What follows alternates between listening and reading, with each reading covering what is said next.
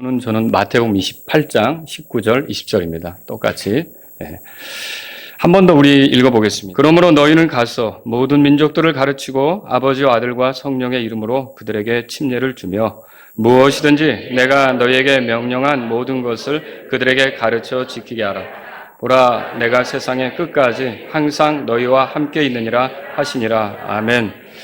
저는 이제 예수님의 제자는 주님이 하시려는 일에 함께 합니다. 이런 제목으로 말씀을 드리겠습니다. 예수님께서 이 땅에서 하시려고 하는 일이 있었어요.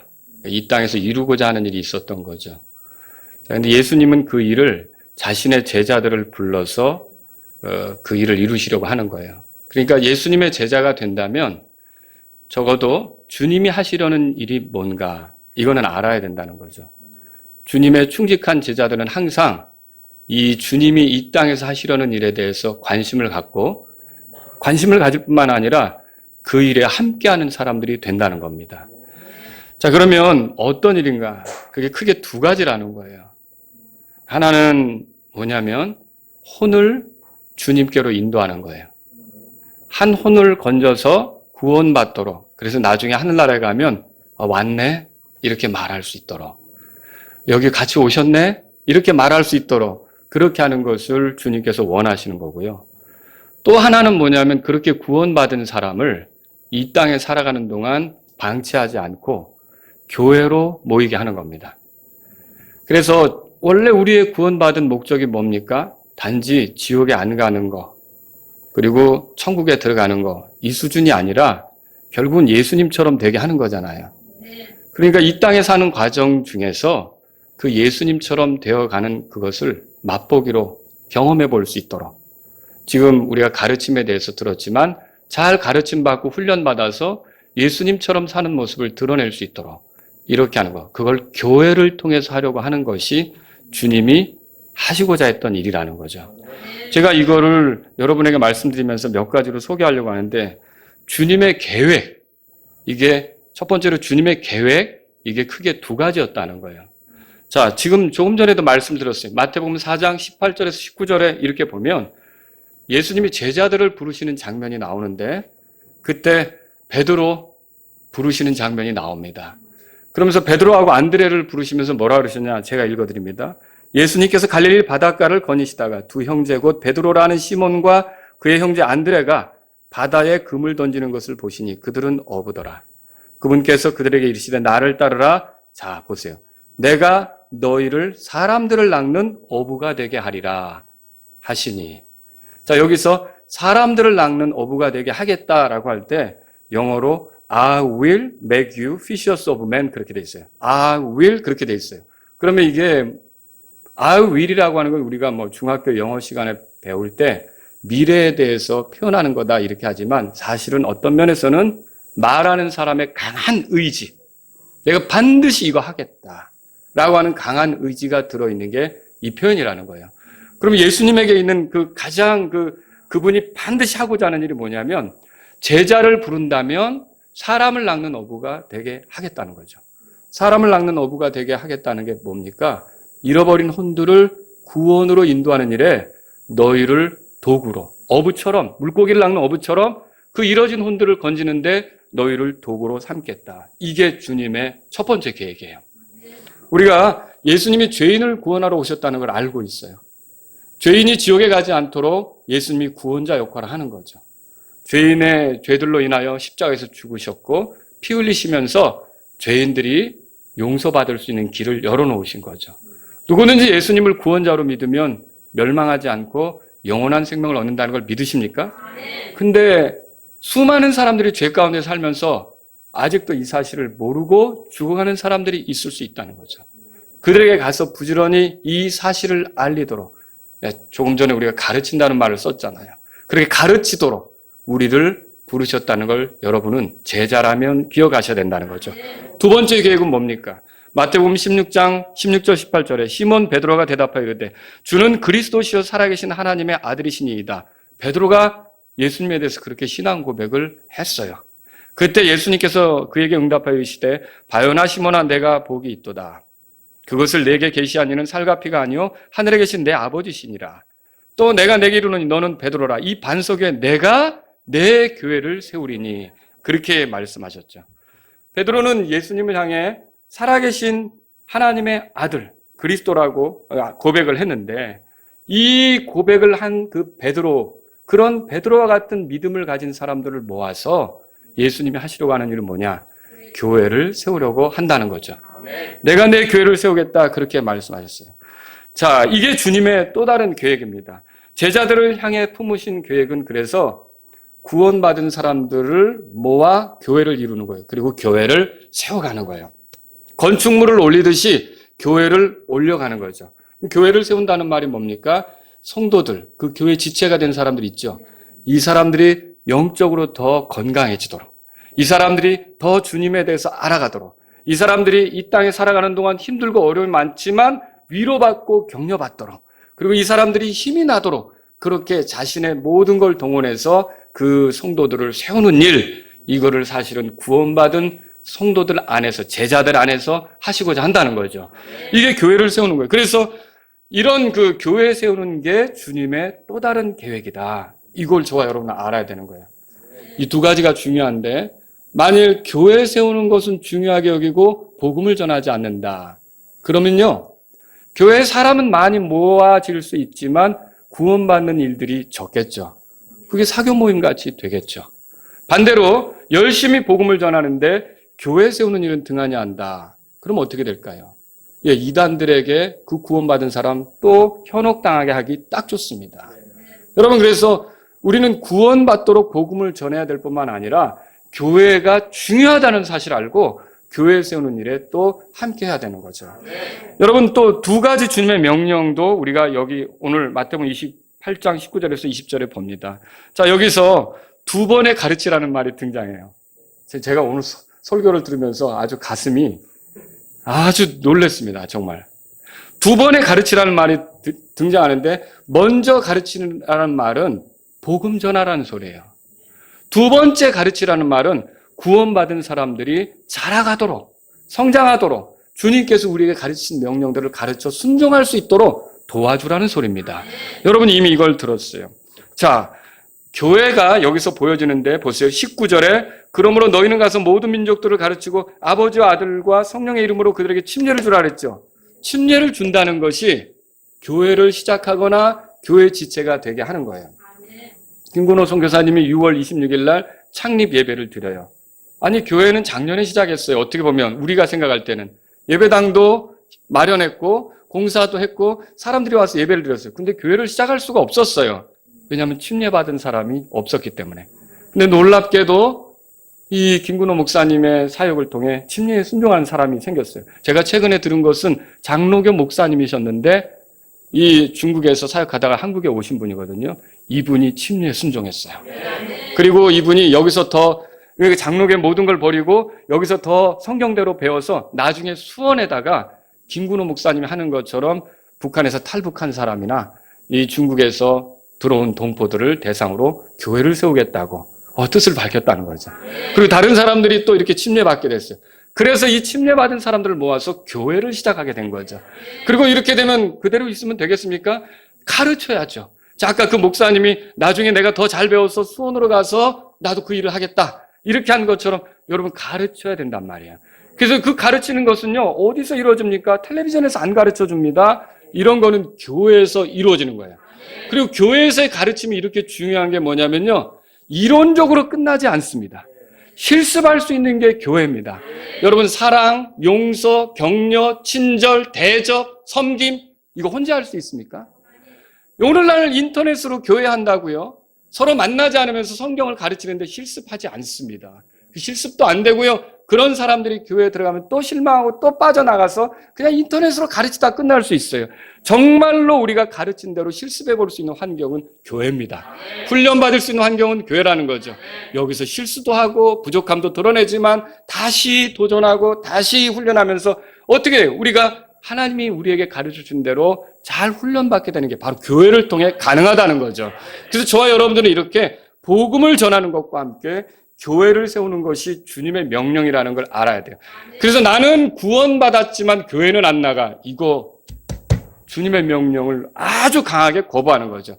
나는 교회 안 나가고 혼자 신앙생활 할 수 있어. 이렇게 얘기하는 것도 주님의 명령에 대해서 강하게 도전하는 거죠. 거부하는 거죠. 불순종입니다. 여러분, 주님의 희생의 목적도 크게 두 가지입니다. 세 번째로 말씀드리는 건데, 예수님의 제자들은요, 예수님의 피의 목격자가 됐어요. 예수님의 제자들이 예수님의 죽으심, 묻히심, 부활을 다 경험했잖아요. 그들이 결국은 신약교회를 이루게 되는 거죠. 예수님의 제자들이 그렇게 해서 예수님과 함께 이제 하는 일, 거기에 동참자가 된 건데, 여러분, 예수님의 피는 조금 전에 말씀드린 것처럼 우리 개개인을 위해서 흘려주신 거 맞죠? 네, 그래서 계시록 1장 5절에 우리를 사랑하사 자신의 피로 우리의 죄들에서 우리를 씻으시고, 믿으십니까? 우리 때문에 피 흘려진 게 맞아요. 근데 거기서 끝나면 안 됩니다. 이 피는 교회를 위해서도 흘려졌어요. 그래서 사도행전 20장 28절에 그분께서 자신의 피로 사신 교회라는 말이 나오는 거예요. 아, 나만을 위해서 흘린 게 아니라 교회를 위해서도 피를 흘렸구나. 또 여러분, 예수님의 대속물 되심도 생각해 보세요. 예수님께서 자신의 그 목숨을 우리를 위해 내주신 거, 이걸 생각해 보라는 거죠. 그래서 우리를 사셨다고 됐어요. 그 자기의 값으로 우리를 사신 거죠. 그런데 여러분 보세요. 고린도전서 6장 20절에 보니까 주께서 값을 치르고 너희를 사셨으니, 우리 개개인이 예수님의 피값으로 사진 하나님의 소유입니다. 믿으십니까? 근데 그것처럼 사도행전 20장 28절에 지금 읽은 것처럼 뭐라고 됐어요? 하나님께서, 그분께서 자신의 피로 사신 교회. 교회는 누구의 것입니까? 예수님의 것이고 하나님의 것이죠. 여러분, 이거 사람의 것 아닙니다. 여기 우리 어떤 목사가 교회를 세웠어도 교회는 목사께 아닙니다. 교회는 하나님의 것입니다. 목사는 다만 하나님께 성도들이 집중할 수 있도록 돕는 역할을 하는 것이죠. 여러분, 또 예수님의 내어주심에 대해서도 생각해 보세요. 갈라디아서 2장 20절 여러분이 잘 외우잖아요. 거기 보면 바울이 이렇게 말했죠. 나를 사랑하사 나를 위해 자신을 주신 하나님의 아들의 믿음으로 산다. 나를 위해 자신을 주신 하나님의 아들이라고 얘기했어요. 여러분, 우리를 위해서 예수님께서 자신을 희생한 거예요.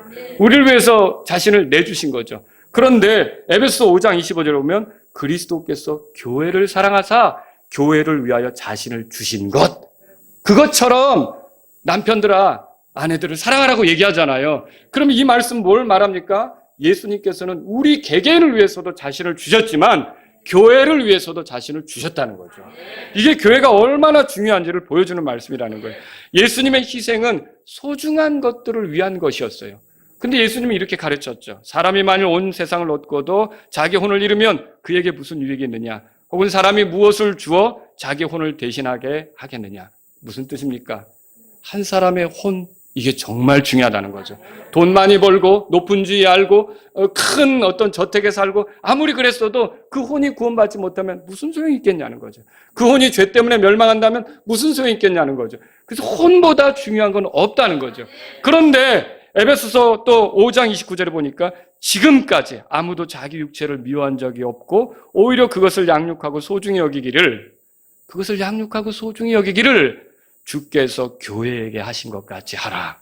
그럼 교회도 얼마나 소중히 여겼다는 뜻이에요. 여러분, 이 교회를 주님이 매우 소중히 여겼다는 것을 발견할 수 있는 거죠. 우리가 네 번째로 성령의 임재나 활동을 통해서 살펴보자는 거죠. 여러분, 구원받은 개개인 안에 성령님이 거하십니까?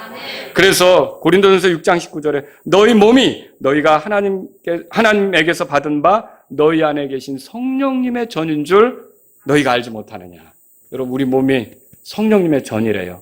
그럼 우리 안에 누가 거하십니까? 성령님이 거하시죠. 여러분과 저는 성령님이 거하는 사람들이 된 거죠. 그런데 고린도전서 3장 16절에 보면 이렇게 돼 있어요. 너희가 하나님의 성전인 것과 하나님의 영께서 너희 안에 거하시는 것을 너희가 알지 못하느냐. 여기서의 너희는 고린도 교회 공동체를 말하는 거예요. 지금 본문의 그 흐름을 보면요, 교회를 건물로 표현해서 교회를 세우는 걸 얘기하면서 너희가 하나님의 성전이다 그렇게 말한다는 거죠. 그리고 성령님이 너희 안에 거하신다, 하나님의 영께서 너희 안에 거하신다 그렇게 말하는 거예요. 그러면 여기서 말하는 그 하나님의 집 그리고 성령님이 거하시는 저는 교회를 말하는 거죠. 여러분, 우리 안에도 성령님이 거하시지만 그 교회 생활을 여러분이 즐겁게 하려면 성령님이 일하신다는 걸 믿으셔야 돼요. 누구를 다루고 있다? 누구를 인도하고 있다, 누구를 가르치고 있다, 누구를 훈련시키고 있다, 이걸 믿어야 돼. 근데 이게 안 보여가지고 내가 막 그걸 뜯어 고치려고 하면 여러분은 성령님하고 충돌하는 일이 벌어질 수 있어요. 교회 안에 성령님이 계시다는 걸 믿으세요. 성령님이 우리를 지키시는 거죠. 자, 그리고 이 성령님이 하시는 일을 보세요. 오직 성령님께서 너희에게 임하신 뒤에 너희가 권능을 받고 온 예루살렘과 온 유대와 사마리아에서 그리고 땅의 맨 끝지역까지 이르러 나를 위한 증인이 되리라. 성령님이 우리 안에 거하시다면 우리가 할 일이 뭡니까? 한 혼이 구원받도록 복음 전하는 일이 우리에게 필요한 거 아닙니까? 그렇습니다. 그런데 이 성령님은 그것만 하는 게 아니에요. 이 성령님께서는요, 교회 세우는 일도 하십니다. 여러분 이런 말씀 읽어보셨을 거예요. 화평의 매는 띠로 성령의 하나 되게 하신 것을 힘써 지키라. 이건 교회에게 주신 말씀이죠. 성령님 하나 되게 하신 그것을 힘써 지키라. 교회에게 한 말이란 말이죠. 그럼 이건 뭘 말합니까? 성령님은 우리 개개인에게 간섭하고 우리 개개인을 인도하고 있고 개개인을 이끌어주고 있지만 또 한편으로는 교회도 간섭하고 있고 교회도 이끌어주고 있고 교회도 인도한다는 걸 여러분 믿으셔야 된다는 거죠. 자, 우리는 주님의 제자입니까? 그렇다면 우리는 주님이 하시려는 일에 관심을 가져야 되겠죠. 그리고 동참할 수 있어야겠죠. 그 첫 번째 일이 뭐였습니까? 복음 전하는 일이었어요. 여러분과 저는 선교사가 되든 목사가 되든 복음 전하는 일을 해야 될 것이고 그게 아니라도 우리는 성도로서 예수님의 제자로서 우리가 어디 있든지 복음을 전하는 사람이 되어야 된다는 거죠. 친족들, 친구들, 지인들, 이웃들 우리가 만나는 사람들에게 선배, 후배, 아는 사람들에게 기회가 된다면 복음을 전하려고 해야 된다는 거죠. 제가 이번에 예한침략에 갔는데 한 분하고 식사하면서 얘기를 들었는데 이분이 이제는 다니는 곳마다 사람들에게 예수님에 대해서 얘기한다는 거예요. 술, 담배 다 끊으시고 지금은 이제는 그렇게 살면 어떻게 그렇게 살다가 곧 죽음이 오면 죄인으로 살았기 때문에 지옥 간단 말이야. 예수님을 믿어야 돼. 이렇게 막 그 누구를 만나든지 이제 두려움 없이 전하고 다닌다는 거죠. 여러분과 저는요 이렇게 누구에게든지 복음의 신비를 알리려고 해야 된다는 거예요. 바울도 뭐라 그랬어요? 또 나를 위하여 내게 말하는 것을 허락하사 내가 담대히 입을 열어 복음의 신비를 알리도록 구하라. 무슨 기도 요청을 하는 거예요? 뭘 부탁하는 거예요? 복음을 잘 전할 수 있도록 그렇게 기도해달라. 이렇게 말하는 거 아닙니까? 주께서 제자들을 통해 하시려는 일은 이렇게 복음 전하는 거예요. 그리고 이것만이 아니에요. 여러분, 교회를 세우는 것도 주님이 하시려는 일이라는 거죠. 성도들이 영적으로 건강해지고 성장하는 일을 위해서 그리고 그 성도들이 이 세상을 살아가는데 힘들 때 위로받고 격려받는 일을 위해서 주님은 교회 세우는 일에도 우리가 다 같이 협력하기를 원하는 거예요. 그래서 고린도전서 14장 10절은 또 이렇게 말했죠. 이와 같이 너희도 영적 선물들에 열심히 있은즉 교회를 세우는 일에 너희가 뛰어날 것을 구하라. 복음의 신비를 알리도록 구하라. 교회를 세우는 것에 뛰어나도록 구하라. 여러분 이런 것들을 우리가 발견한다는 거죠. 이제 우리는 이 교회를 가볍게 여기면 안 됩니다. 정말 이 교회는 그리스도인들이 성장할 수 있는 공간이에요. 그리스도인들이 훈련받을 수 있는 공간이에요.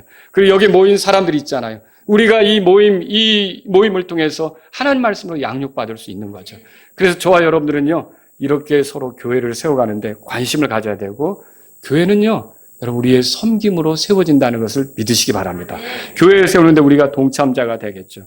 우리의 모든 선택은 이제 복음을 전하는 것에 유리한 선택이 돼야 돼요. 그리고 또 우리의 모든 선택은 주께서 나로 이 교회에 있게 하신 것, 여기에 걸맞는 그리고 충직한 선택이 되려고 해야 되는 거죠. 성경을 가만히 묵상해 보시면 한혼도 귀중하고 하나의 지역교회도 주께는 귀중하다는 것을 보게 됩니다. 한혼이 중요하다는 것을 안 사람은 전도하는 일을 멈출 수 없습니다. 교회가 중요하다는 것을 안 사람은 교회를 세우는데 자기 자신을 섬기는 종으로 드리려고 합니다. 제가 언젠가 말씀드렸죠. 교회에는 종이 필요한 거라고. 교회의 종 베베 기억나세요? 우리가 다 같이 이렇게 교회를 세울 때 교회가 건강해지는 거예요. 그럼 그 유익 누가 누릴까요? 교회를 함께 세웠던 사람들이 그 유익을 누린단 말이죠. 저는 여러분과 제가 이 두 가지 일, 주님의 제자로서 혼을 주님께로 인도하는 일과 교회에 세우는 일에 우리가 관심을 가질 뿐만 아니라 함께 해야 된다는 걸, 그리고 실질적으로 헌신해야 된다는 걸 기억하시길 바라며 말씀을 드립니다. 우리 다 같이 일어서시겠습니다. 오늘 이 말씀을 들으신 여러분 가운데 하나님, 제가 복음을 전하는 일에 더 열정적이 되기를 원합니다. 주님이 오시기 전에 한 혼이라도 주님께 인도하는 일에 제가 참여하기를 원합니다. 이런 분이 있다면 기도하십시오. 앞으로 나오셔서 기도해도 좋습니다. 여러분 가운데 주님, 교회가 이렇게 소중한데 저는 교회를 너무 가볍게 여겼습니다. 주님의 교회를 통해서 주님이 영광 받으시는 건데 저는 교회를 세우는데 뛰어나기를 구합니다. 이런 분이 있다면 이 시간 주님 앞에 나아가십시오.